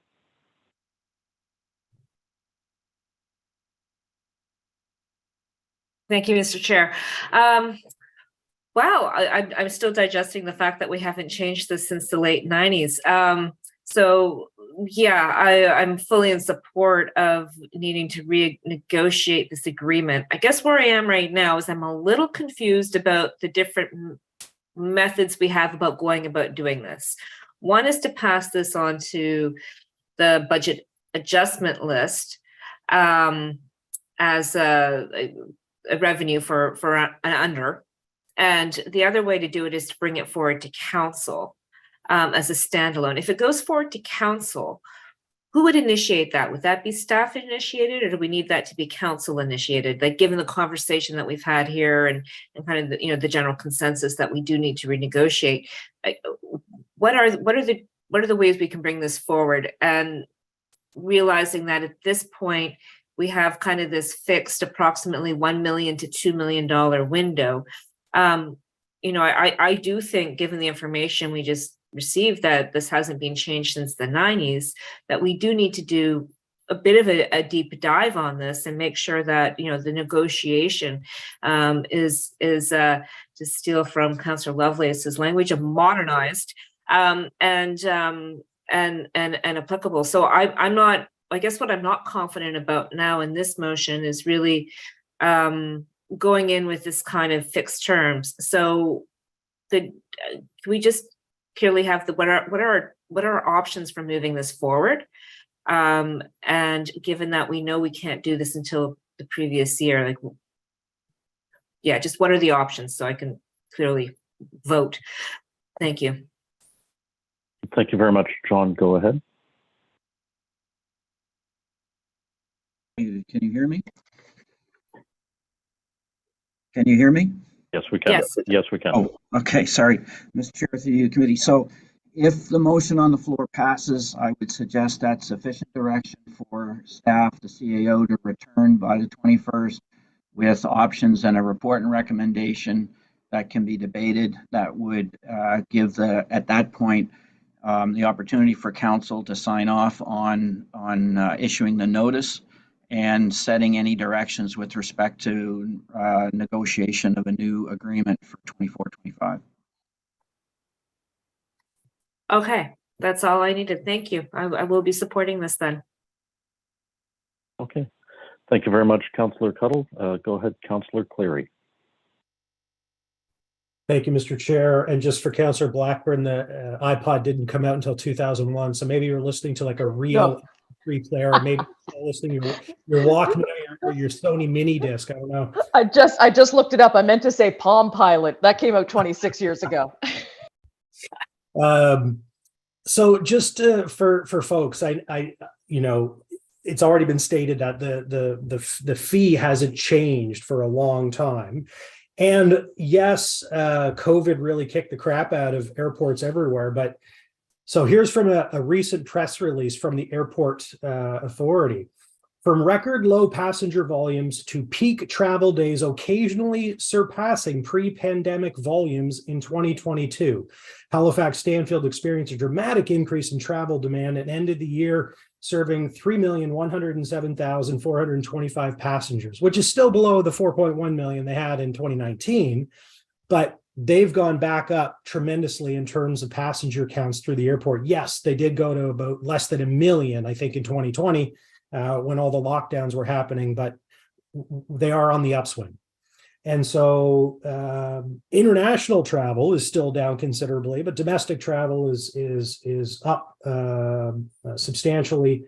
US travel, interestingly, is down, but I think they're coming here by car and maybe not coming to Atlantic Canada as much as Americans used to come to Atlantic Canada. So that's interesting.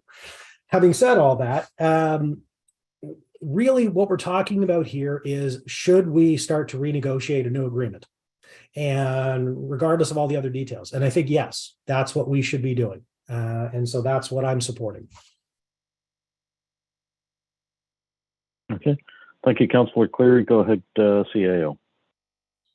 Thank you. I just wanted to provide the additional context that the amount of subsidization right now is approximately $5 million.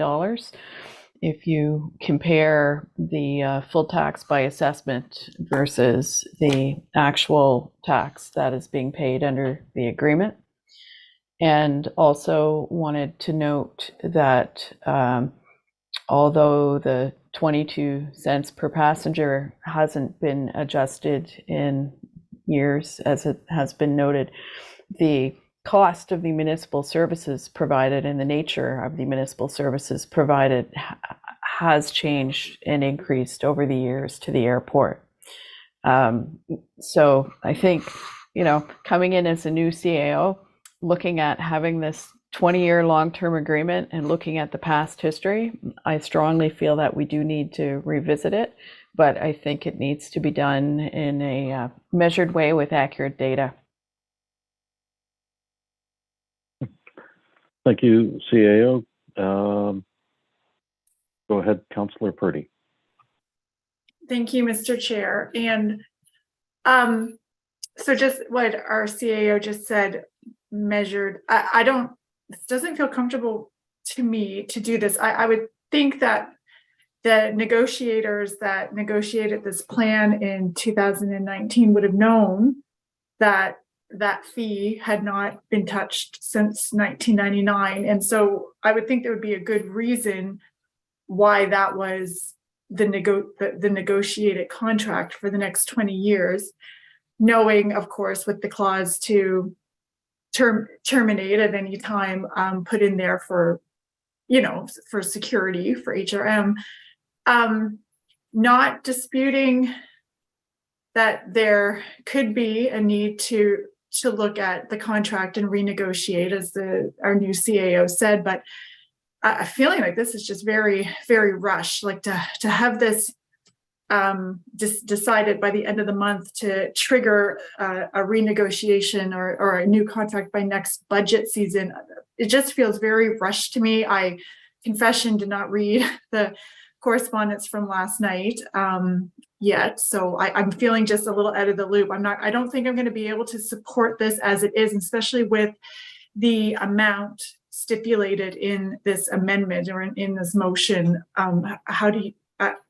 I don't know. It feels a little offsetting to me, and maybe because I haven't read the correspondence yet, but I don't think I'm going to be able to support this as it is. So thanks. Okay, thank you, Councillor Purdy. Go ahead, Councillor Daigle-Gannon. Thank you very much, Mr. Chair. Thank you, Councillor Purdy. I couldn't agree more. It does feel a little bit rushed and without reading all the information. Although I do agree, absolutely, that renegotiating or relooking at this is the wisest thing to do. I do think the method is more through regional council than it is here through budget. Again, probably the concern is, I think it was Councillor Oathead, who said, are you negotiating with a gun to your head? Well, if this is going to the budget adjustment list and it says a reduction of 1 to 2 million, then that is, in some ways, is that forecasting to say that there's going to be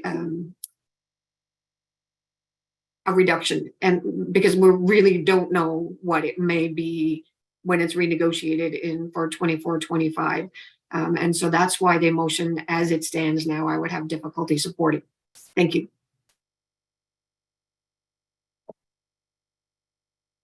Thank you. Go ahead, Jerry. Thank you. Just to Councillor Daigle-Gannon's points there. The renegotiation would have no impact to the BAL for this year, for the 23-24 budget. So it would have no impact at all. Okay, thank you, Jerry. Go ahead, Mr. Mayor.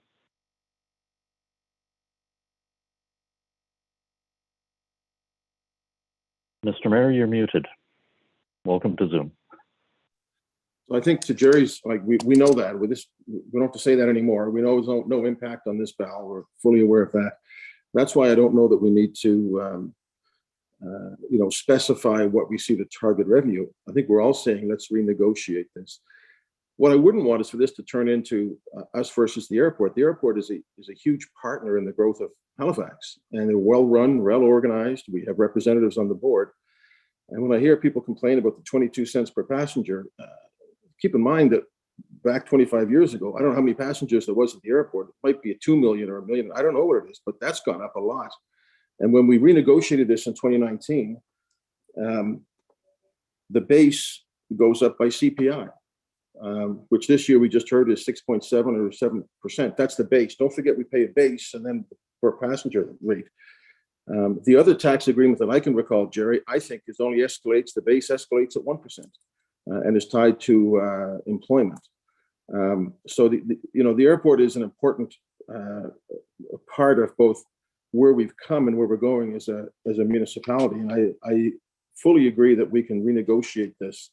But if the motion on the floor specifically puts a target revenue in for next year, I don't think we need that. And I don't think it sets a good example of how you negotiate with important partners in the community. So if it's to give notice that we're going to, council will decide this to renegotiate, I'm in. If it specifically puts a target on for next year, I'm out on this motion. Thank you very much.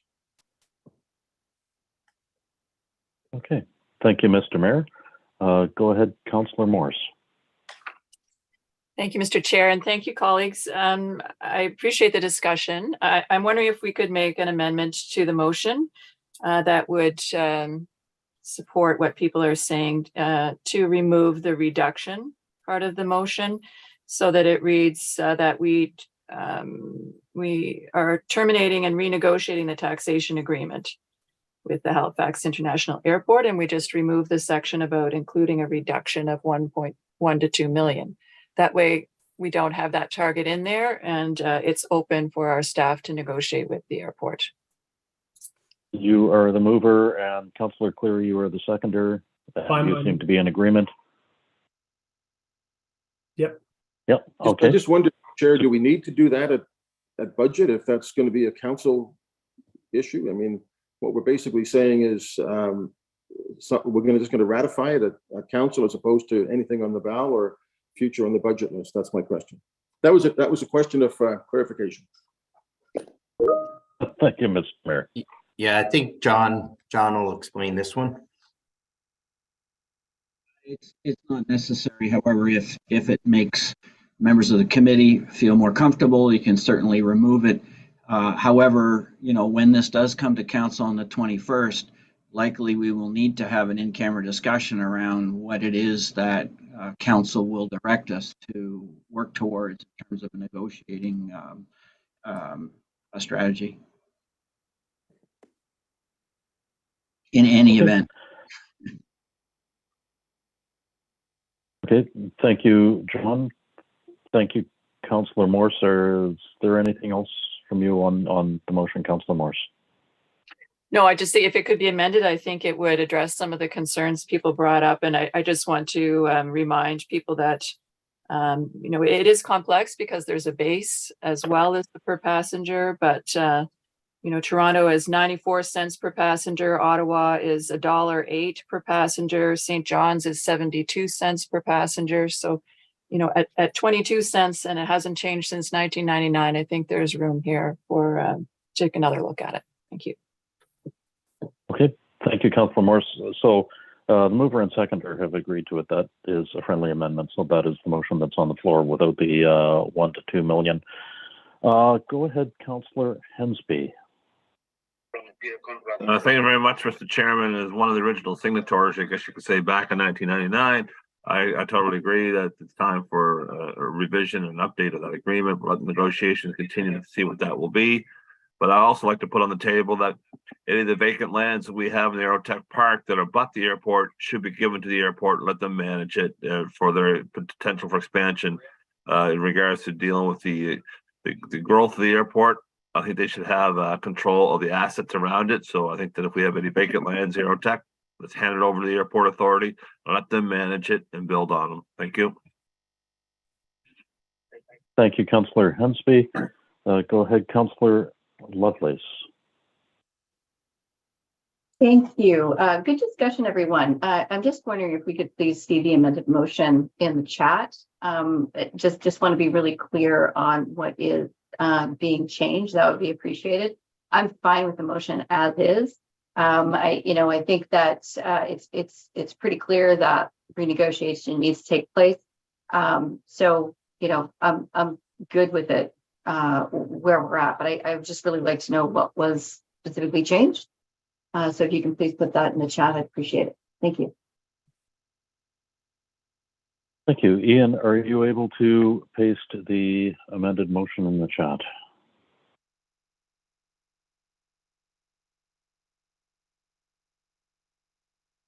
The amended motion is include alternative 2 to terminate and renegotiate the taxation agreement with the Halifax International Airport Authority as outlined in the briefing note BN 069 as an option to increase revenues in the 2024-25 proposed fiscal budget. Does that address it, Councillor Lovelace?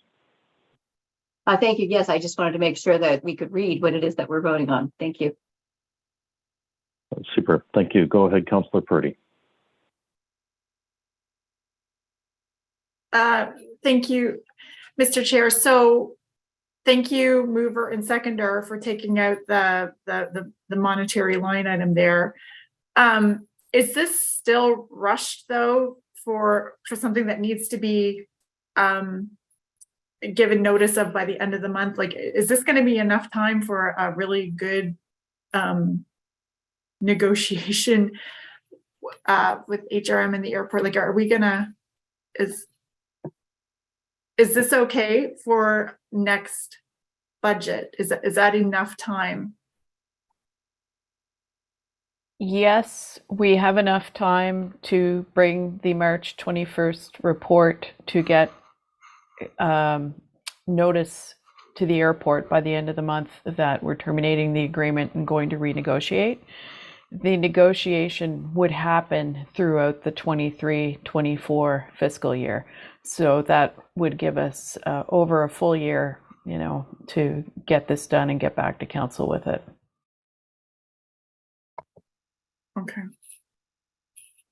Okay.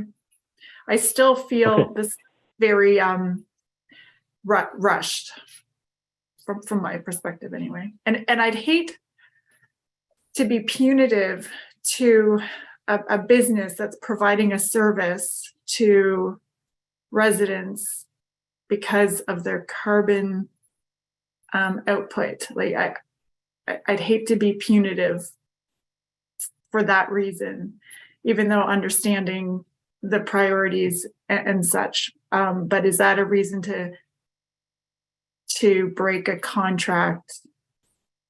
And does this set a precedent then for HRM to make contracts with other businesses that if it's a set date, we can just decide to renegotiate? Is it a bad faith precedent setting thing that we're doing today, I guess? No, it's not, because it's consistent with the current contract that the airport has signed. The current agreement has the provision in it with respect to termination, and the airport would have agreed to that agreement. And just for clarity, there would be no financial impact on the airport in 23-24. They would continue paying under the existing tax agreement.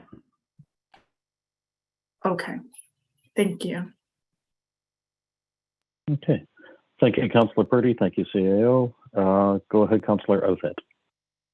Thank you, Chair. Councillor Purdy, I'll say what Councillor Clary said earlier. I've been around a while, and we seldom rush into things. So I think there'll be plenty of time for good and fair negotiation, and I commend the mover and seconder for amending this motion. My question is, and just to pick on you for a minute, John, you basically said this motion isn't necessary, but it won't do any harm. It's not necessary, but it is necessary. So this isn't a council meeting today.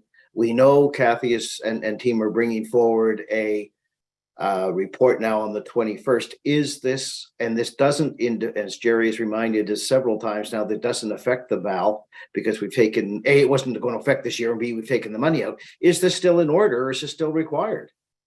I'm confused whether we need this motion or not. Can't hear you, Jerry. John, sorry. John.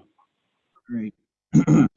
So just to clarify, what I indicated in terms of not necessary was the removal of the $1 million to $2 million range in the motion.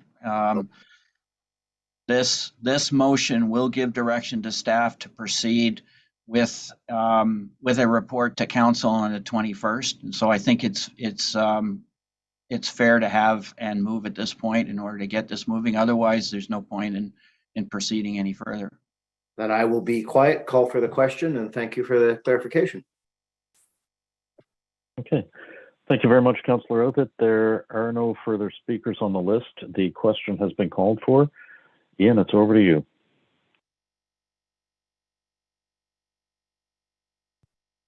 Beginning with District 8, Councillor Smith. 4. 9, Councillor Clary. Yes. 10, Councillor Morse. In favor. 11, Councillor Tuttle. In favor. 12, Councillor Stoddard.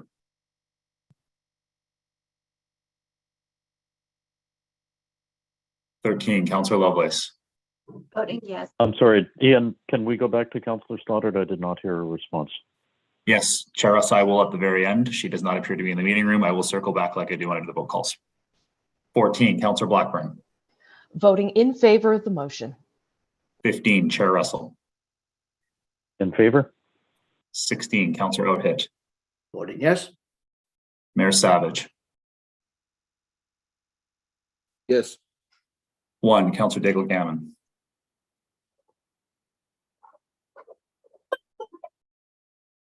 Voting against the motion.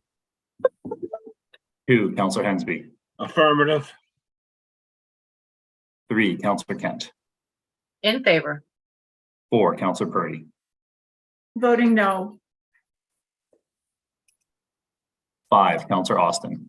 In favor. 6, Councillor Mancini. Voting in favor of the motion. 7, Councillor Mason. For the motion. And 12, Councillor Stoddart. In favor of the motion. Thank you. Okay, thank you very much. That motion passes. We are back on the main motion. The next speaker that I have on the list is Councillor Morse. Go ahead. No, I've said my piece just about the airport motion. Thank you. Okay, thank you very much. Councillor Outhit, go ahead. Sorry, I hit the mute button. Thank you, Mr. Chair. Just a couple of quick comments there, or one question. The other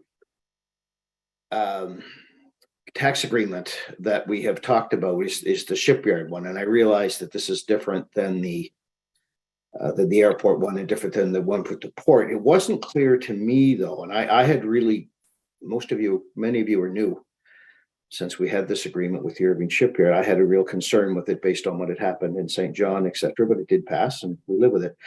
Is the shipyard contract, does it have a similar, agreement, does it have a similar renegotiation clause?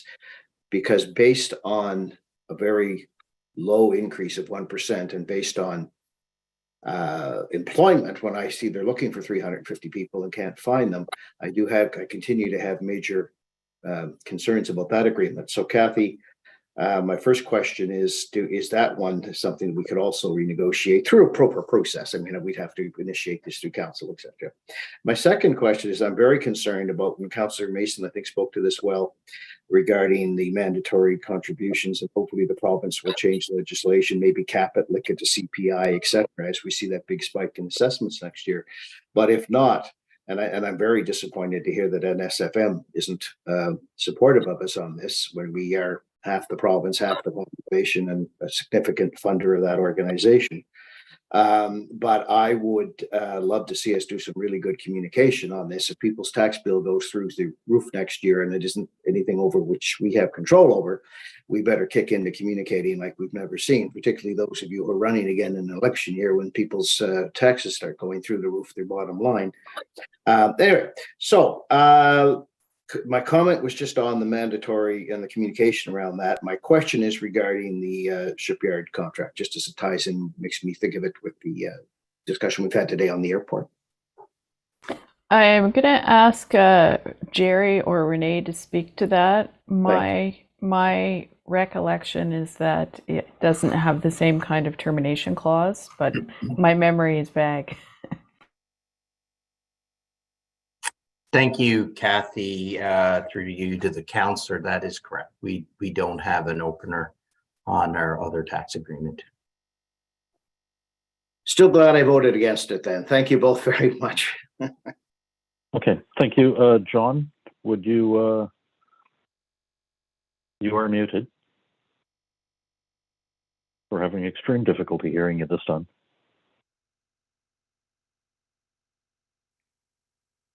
Sorry about that. The Irving Shipyard agreement runs to 2037 and has no reopener other than if the government of Canada cancels the shipbuilding program, or if there is an event of default. So that is the situation there. Thank you, John. Thank you, Chair. Okay, thank you very much. Go ahead, Mr. Mayor.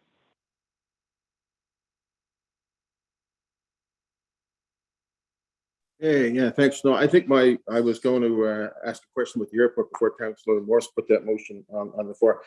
But just, I will say on the the tax agreement with the shipyard, we've done very well by that. I think we've done a lot better than if we hadn't had an agreement. It was based on, I forget the amount, 600,000 indexed, but it was, I think, $1,000 per job over 1,000, which would mean that I think the break even was somewhere around 1,800 to 2,000 people. So I think we could always review that, but I think it's turned out to be a very good a good deal for the city and provided certainty on both ends. So I have nothing else. Thank you, Chair.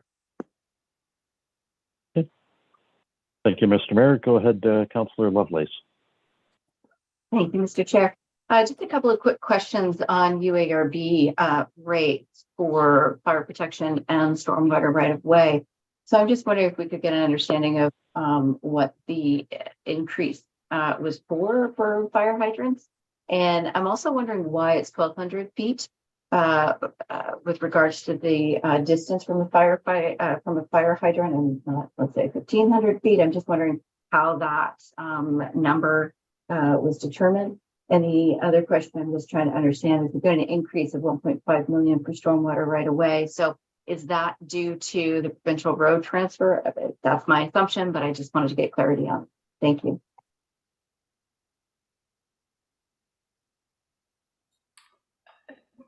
Jerry, I'm not seeing you and Tyler pop up, so I'll take this one and feel free to add on to the answer. With respect to the increase in the stormwater charge, the right-of-way portion, the rate per se hasn't changed significantly, but we do have more impervious area in the right-of-way as a result of the provincial road transfer.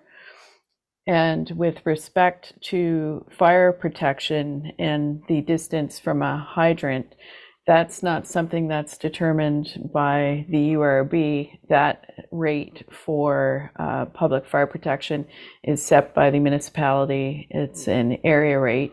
It's driven by the amount of fire protection that we have to pay to Halifax Water, which is the set proportionate to the upsizing that's in the water distribution and transmission system to accommodate sufficient fire flows for public firefighting. And the distance from the hydrant, I believe, is within the charter and within municipal government acts. Okay, so as we add more hydrants to the system, then we add more, we extend that area rate.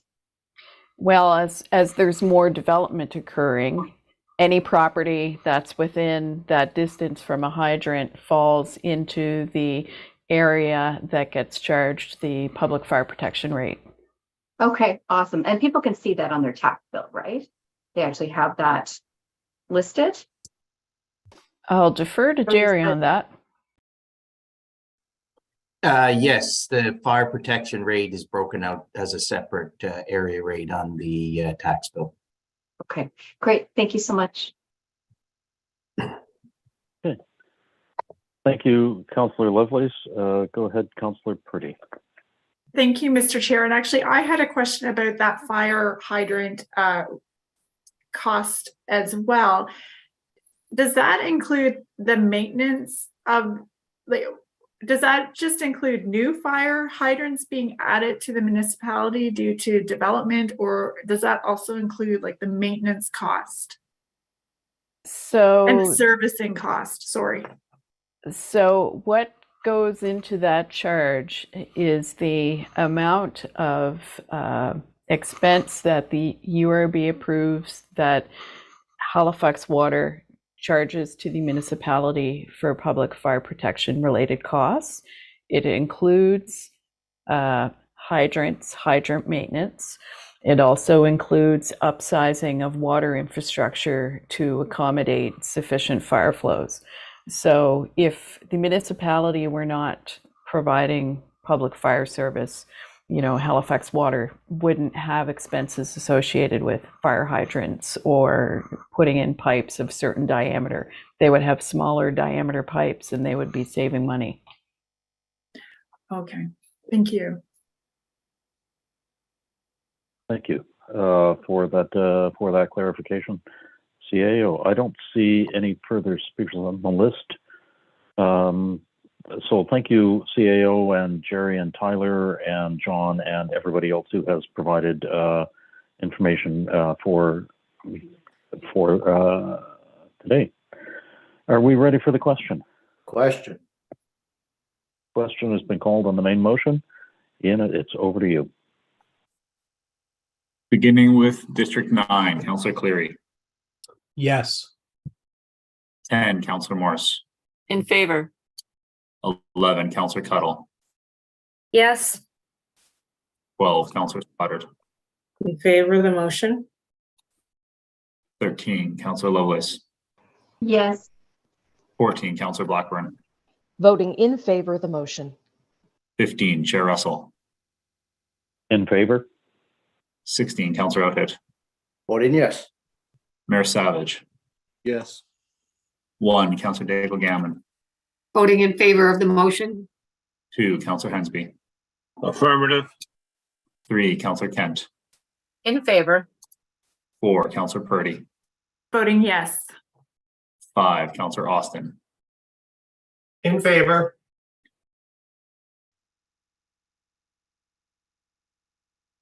Uh-oh. Is that the entire roll in? Nope, No. not Councillor Mancini.